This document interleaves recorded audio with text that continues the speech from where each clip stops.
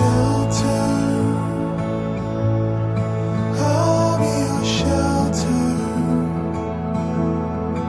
I'll be your anchor. I'll be your home. Galing po kasi kayo pareho ng Cebu. Tapos kailangan pumunta ng Manila kasi may training. After mga ilang years, yung family ko, kailangan namin bumalik dito sa Manila due to financial issues.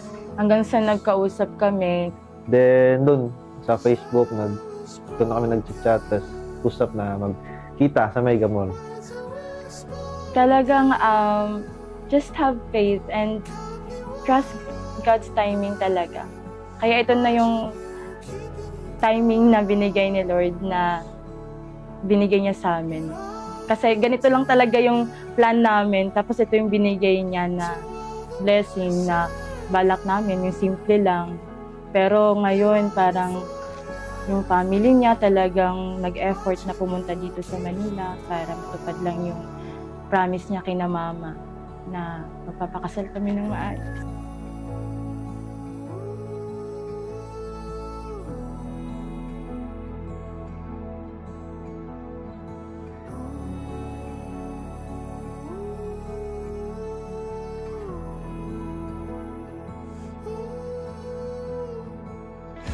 Nang alam ko na matagal na natin itong pinaplanuhan, tapos gabing pag hirap natin, 8 years tayo bago kinasal. Kaya gabing plano to. Then sa wakas, ito na. Natuloy na din.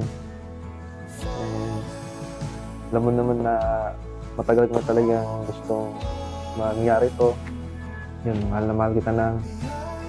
At walang magbabago doon. No. Ito na yung dream wedding natin kahit sa sobrang stress natin. Worth it naman dahil natupad natin lahat. And I am so proud of you, no? Your success, so inspiring. Sana hindi ka magbago kahit na ganito, kasal na tayo. I love you, no?